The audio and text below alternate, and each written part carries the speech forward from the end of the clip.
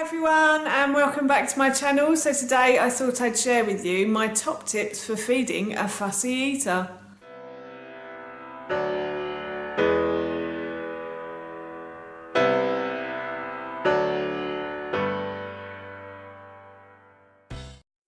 thought I'd share with you my 5 top tips for feeding a fussy eater. When my son Ted was about 6 weeks old, he developed reflux. And I thought that when I started feeding him, weaning him on solid food, that it would just disappear. But unfortunately, this didn't happen either. And he started to throw up his milk as well as his food. This was a really testing time for us as a family.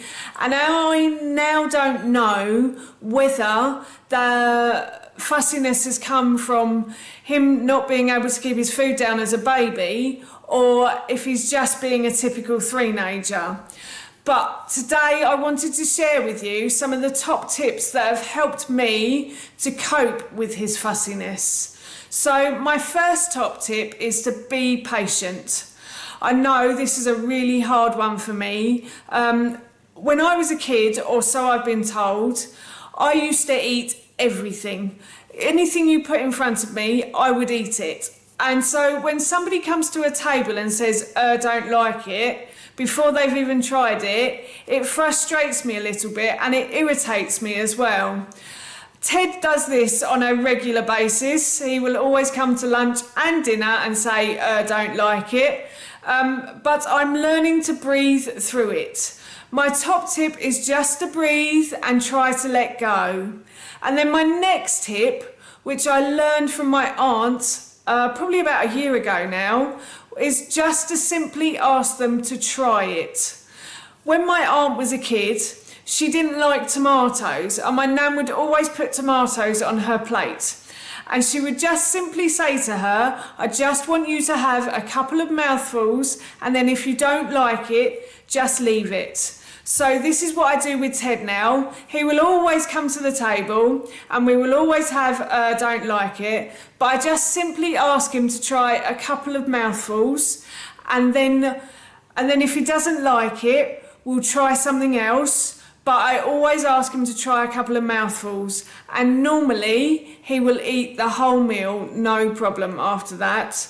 I think he has a little bit of fear over food. He's not the biggest eater either. But if I just simply ask him to try it, he normally, touch wood, he normally does it.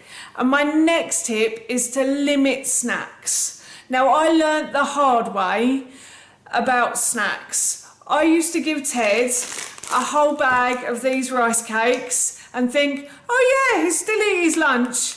And he never ate his lunch. So in the end, I had to start giving him about 4 or 5 of these in a little Tupperware box. So I take out a little Tupperware box of snacks, and that's what he has for his morning snacks. And if we go out in the afternoon, that's what he'll have in his afternoon snacks as well. I also put in a couple of these Posh Bites by Naked.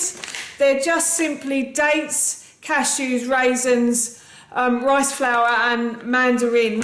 They are delicious. And I like the fact they've got dates in them, because dates are a good source of energy food.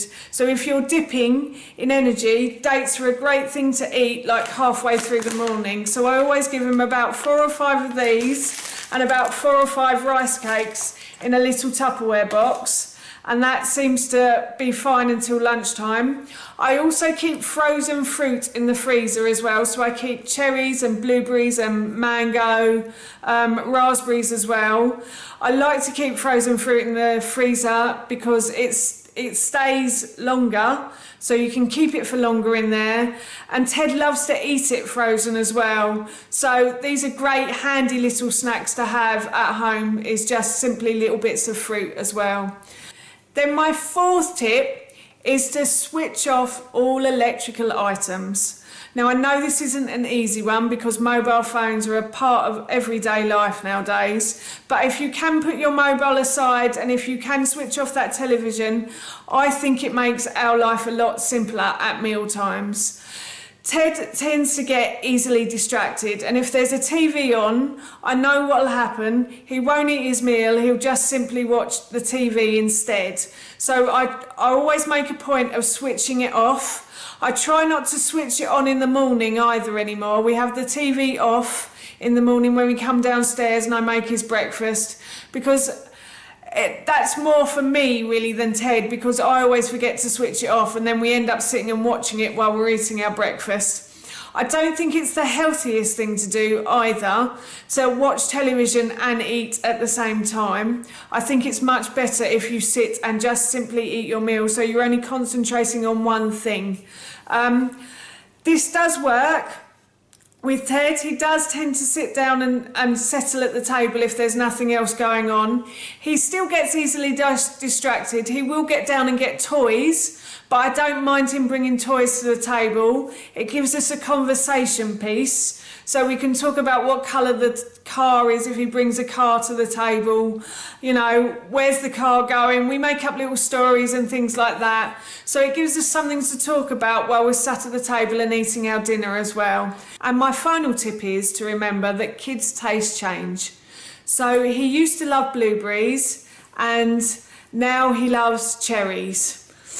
Don't ask me why, but that's just the way it is. There are certain meals that he really used to love. So he used to love chickpea burgers and now he doesn't like them so much. I do try to play hide the vegetables as well when it comes to meals. He tells me on a regular basis that he doesn't like vegetables, but I always try to sneak them in food. So I will make a spag bowl in my slow cooker and I will always try to grate carrots and courgettes into it, so I know he's getting a bit of extra veg in there.